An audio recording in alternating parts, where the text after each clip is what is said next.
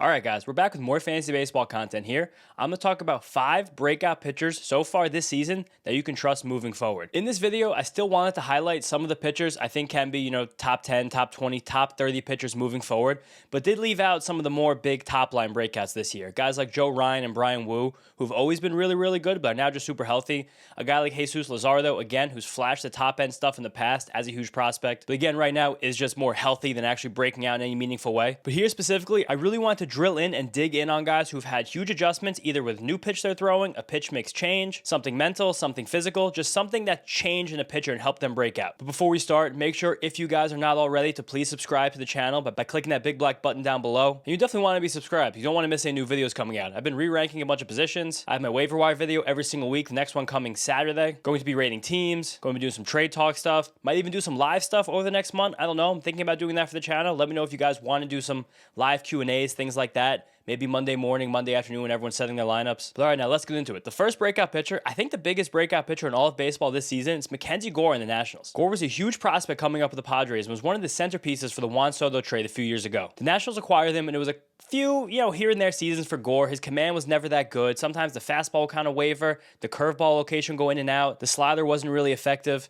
But Gore was a very high-level prospect who threw really, really hard, and it always kind of felt like this would click for him eventually. And the throwing hard's a big deal for Gore, because he has a fastball from the left side that not many other pitchers in baseball can have. So far this season, he's one of just 6 left-handed starting pitchers in the league to have a fastball that averages over 95 miles an hour. And what did you know? Another one of those guys is on this list. We're going to talk about him later. But on top of that, while the command was always bad, and it was always a lot of inconsistency between that fastball and his curveball, you could see the makings of what would eventually become an elite pitcher in Mackenzie Gore. But so far this season, Gore's command has been excellent. But even more importantly than the command taking a step up so far this season, because command is kind of wonky. Your command can be really good and then kind of fade to be bad again. And that could change a lot, game to game with his mechanics, his repetition. The big thing that's made Gore an elite top line pitcher this season is the development of his new slider.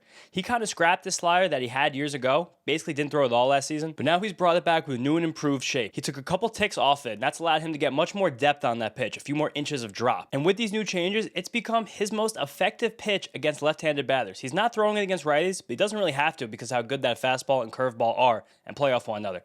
But against lefties, the slider is Gore's most thrown pitch. It has a 50% whiff rate, and batters have a 118 batting average against it. And in terms of run value, it's been his best performing pitch at a positive 5 run value. There's definitely some more adjustments I'd like to see Gore make. Like, I'd love if he just went fastball, fastball, fastball, the top of the zone a little bit more often. He kind of moves it around the zone, probably more than a pitch with that kind of elite shape should be. But still, all of this through the first third of the season has come out to a 3.16 ERA, a 36% strikeout rate, which is the highest in the entire league, even higher than Tarek Skubal's right now. And like I said before, a 7% walk rate. The sky's really the limit with Gore, because the more he refines that slider, the more consistency he gets with that curveball, as amazing as the fastball still remains to be. If he can even take one more step forward with his command, which there might even be 2 or 3 steps forward with his command, because it's still just good and not great, we could be in a spot in the next few years where Mackenzie Gore is a bona fide top 5 or 7 pitcher in the entire league. He has that talent. He has that stuff. It's all there for him. Even right now, as I talk to you guys a third of the way through this season, I'm very comfortable calling Mackenzie Gore a top 20 pitcher in fantasy baseball. Next up, we have Chris Bubic, starting pitcher on the Royals. It's amazing what Bubic has done so far this season.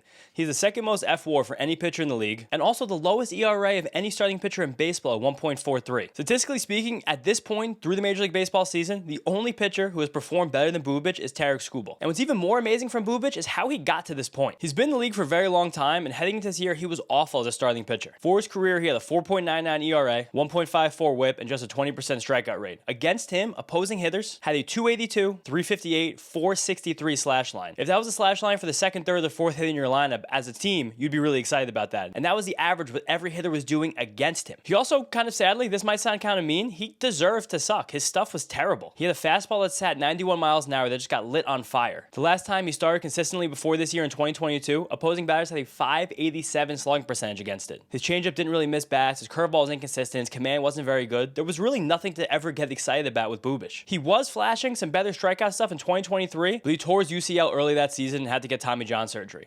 But getting Tommy John surgery is the moment that kind of changed Bubic's career. I've talked about it on this channel before, but when a pitcher gets serious arm surgery like that, it's kind of the one chance they have to meaningfully change the shape of a lot of their pitches. Because when you go that long without throwing, and these guys throw all the time, you kind of work your arm into the same groove, the same groove, the same groove. So you're always releasing the ball in the same way. But you take that time off, that's your opportunity to change your slot, change your angle, change your release point, and figure out new shapes on pitches. And that's what Bubic did, and it changed his entire career. When he returned to the Royals bullpen in the middle of last season, his fastball shape was completely different. First of all, it was up about 2 miles an hour, sitting just above 93.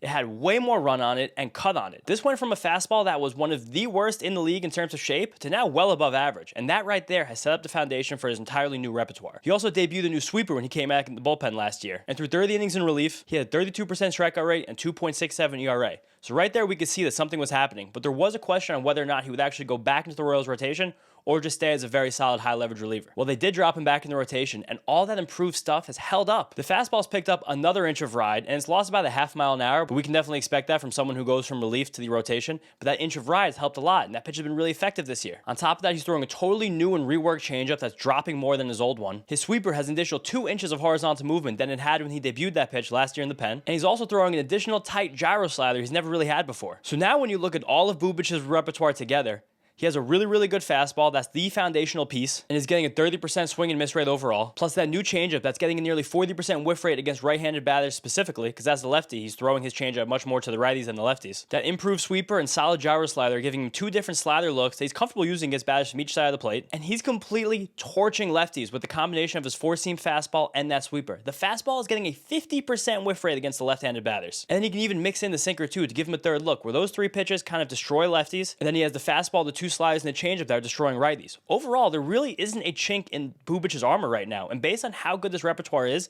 and this massive step he's taken forward, I have full faith he continues to be something like a top 25, top 30 minimum pitcher the rest of the season. Of course, the 1.43 ERA is not going to hold up, but something like a 3.0 ERA, 25% strikeout rate for the rest of the season, sign me up for that, and that again is a bona fide top 25 starting pitcher in fantasy baseball. Next breakout starting pitcher, and coincidentally another left-handed pitcher, it's Matthew Liberatore in the Cardinals. He's been one of the coolest stories in baseball so far this season, with 3.08 ERA over 11 starts, and really steadying this Cardinals rotation in what's been a surprise team through this first chunk of the season. And this is also a classic story of a late-ish bloomer, where Liberatore kind of coming into his own now at 25 years old as a big lanky lefty. But it was a weird and long winding road to get here, and I think a lot of people got some prospect fatigue with Liberatore, because he was a first-round pick all the way back in 2018 by the Rays, and heading into that draft, a lot of people thought he could be something like a top 5 pick out of high school before he slipped to 16. Then, he was the key part of the trade for Randy Arozarena, and that trade kind of got laughed at a lot through baseball media, because of how great Randy played for the Rays and how much the Cardinals have been struggling over the last couple of seasons. Then, Liberatore got himself into the MLB Futures game all the way back in 2021, but then from 2022 to 2024, through the first 180 innings of his major league career, he had a 4.99 ERA, and didn't really ever look like he was anywhere close to being a successful starting pitcher. But that's changed in a big way this year. Again, he's been awesome. There's been a couple key reasons for it. First, his command has steadily improved over the last few years. He has one of the lowest walk rates in all of baseball at just 3%, and now it's 4 years in a row for Liberatore where he's cut that walk rate to something that was over 11-12% and a weakness to now being a definite strength. He also has one of the highest chase rates for any pitcher in the league, and a guy like Liberatore, who doesn't exactly have wipeout stuff,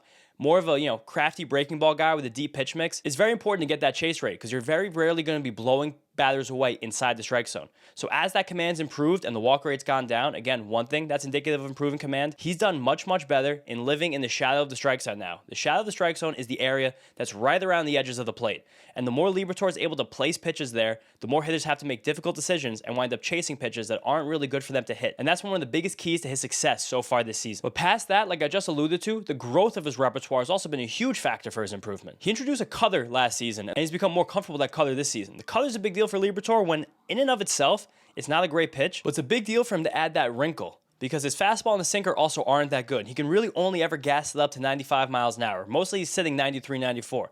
So just having one more little piece for batters to think about, that changes a lot of things and allows hitters not to be able to sit on either that sinker or the fastball. On top of that, he's really reworked his changeup heading into this season. It's coming in 2 miles an hour harder, it's added an inch of drop, and has 3 more inches of arm side run. And the biggest thing I can see in his level of comfort with both that changeup and his cutter is how much more willing he is to use those pitches when he's behind in the count. That's one of my favorite things to look at with a pitcher when they're trying to work in a new pitch. It's the confidence they have to throw that pitch when the batter's ahead. And for the lefty Liberatore, he's throwing both of those pitches much more often compared to last season when he's behind in the count against right-handed batters, showing that those are pitches that he's using and he's leaning on when he's in trouble. And all of this is tied together by his nasty gyro slider that is his primary pitch, and that's kind of the straw that stirs the whole drink for Liberatore, as a guy with not the best fastballs and not the best velocity, but dramatically improving command and really, really just good pitch ability. At this point, he's a very solid and safe big league starting pitcher, something like a top 30, top 35 guy moving forward. Of course, that 3.0 ERA is not going to hold, but this is a guy we can count on to be a solid contributor for the rest of the season. Next up is one of the favorites from this channel. It's Ryan Weathers, starting pitcher on the Marlins. Weathers, just like Liberatore, is a left-handed pitcher that was taken out of high school in the first round of the 2018 draft. What are the chances of that? And just like Liberatore, some big prospect fatigue hit Weathers. When he was coming into the league,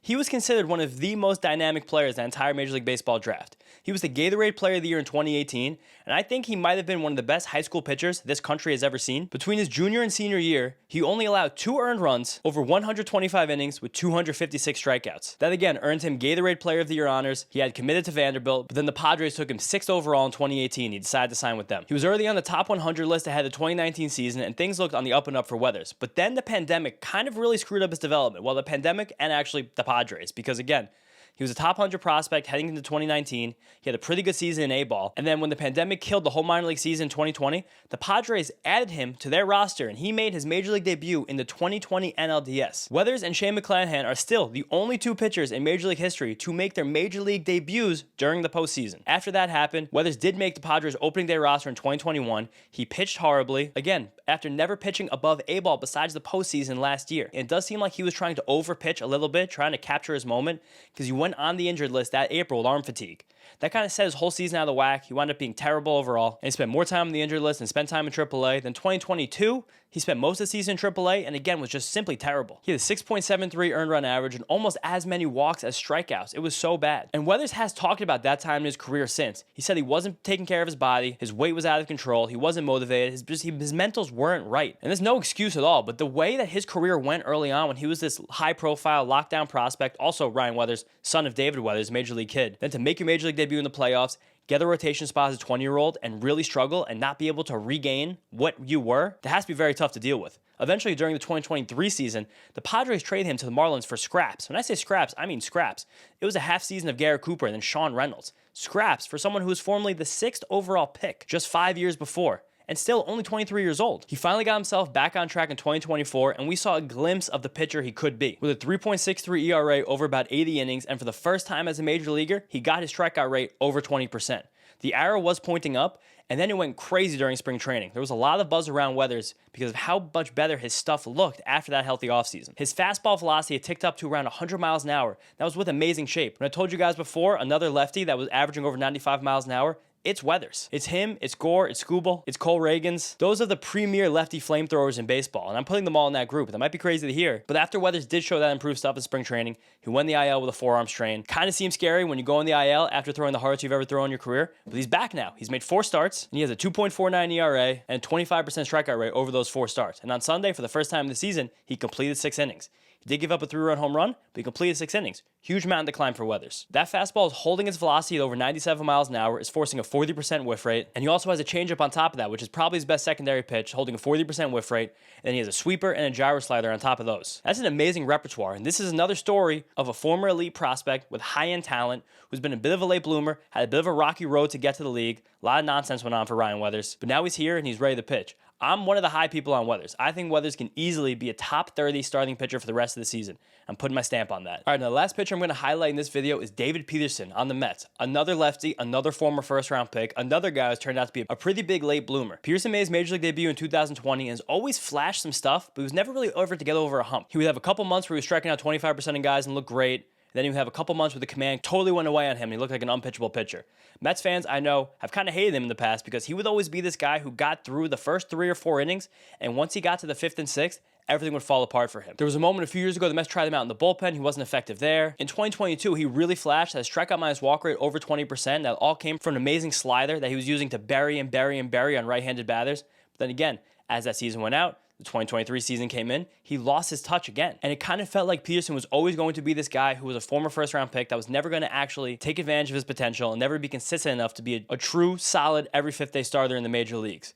But then, ahead of the 2024 season, Peterson got surgery to repair the labrum in his hip. And it was kind of something that flew under the radar, and he missed the first 2 months of the 2024 season. He wasn't even close to the radar of any fantasy baseball players. And even in the Mets circle, they were just like, all right, here's another guy we can throw in the back of the rotation. But when he came back, he immediately became one of the Mets' most trusted guys. He had a 2.90 ERA over 120 innings. I never really talk about wins and losses, especially for pitchers in this podcast, on this channel, but of the 21 starts that Peterson made, he won 10 of them, and the Mets won 15 of them. That's because in every single start, he was going at least 6 innings. He was not giving up many runs. Every single time he stepped on the mound, the Mets had a chance to win. And it's been the same story with Peterson this season. The Mets have won 8 of his 11 starts in 2025, and he has yet to allow more than 3 earned runs in any individual game. And the big thing that's made Peterson take this step forward, it comes back to that hip labrum surgery. He has said afterward that before getting that surgery, he would tire out way more easily in his starts. It'd be difficult for him to keep up his velocity, and velocity is a big deal for Peterson because he doesn't really throw that hard. So when he's a guy who sits 93, 94, he would drop down to that 90, 91, sometimes 89 range after he got to 70, 80 pitches in a start. That would make his fastball much less effective. But now, able to hold that velocity, able to repeat his mechanics more comfortably, it turned him into a completely new pitcher. And on top of that, now Peterson has multiple secondary pitches and multiple breaking balls that can play off his fastball and sinker and gives him tons of different weapons against hitters from each side of the plate. His curveball has been the most important pitch for him this year, as he's nearly doubled his usage against right-handed batters. On top of that, his changeup is very effective. That was kind of the pitch that got him drafted. That's always been his calling card. And his slider is still very effective, especially when he's able to spot that pitch and get it in on the back foot of right-handed batters. On top of all of this, the biggest thing that makes Peterson such an effective starter is how huge of a human he is. I've stood next to him, I've interviewed him, he's all of 6'7". And on top of that, he has some of the most extension in all of baseball, more than 7.5 feet away from the rubber when he releases the ball. He's a very tough pitcher to pick up, and now that he has all of these weapons to play off his fastball and sinker, it's really hard to ever square him up. He gets some of the most ground balls in all of baseball, and now we're going on nearly 200 total innings since he started pitching last season with an ERA of 2.83. David Peterson's a guy who heading into the season, heading into last season, his entire career has been left off basically all fantasy baseball radars. But at this point right now, we're looking at someone who's pretty blatantly a top 40 pitcher in baseball. Someone that if you guys are in 12-team leagues, it's probably still in your waiver wire and definitely should not be. He should be rostered in all leagues like that, and whenever you see a matchup that's not really scary, he's someone who should be in your lineup. He's going to go deep into a game. He's going to limit runs. He's going to give you a great chance to get a win or a quality start, depending on what your league format is. David Peterson is one of the pitchers in baseball this season who's elevated their standing the most. All right, guys, thank you so much. Those are my 5 big breakout starting pitchers this season. Such a weird coincidence. They're all happen to be left-handed pitchers, and all of them, except for Bubic, are former first-round picks. Even Bubic himself, I think was the 40th overall pick in his draft. I'll check back on that in a second. But again, I want to talk about a lot of guys who've really just elevated themselves, gone 2, 3, 4 tiers up from where we thought they were about 2 months ago when the season began. So you guys get down in the comments. Let me know any breakout pitchers you think I missed. Let me know any breakout pitchers I should feature. Because again, I did all breakout players about a month ago. So now it's the breakout pitchers. I'll probably do some kind of breakout stuff every single month on this channel because it's really fun to talk about these guys who are elevating their game, especially pitchers, because you guys know how much I love talking about pitchers here. But thank you all so much. Again, if you guys are not subscribed to the channel already, please go down there and click that big black subscribe button. But thank you all again so much, and I'll see you next time.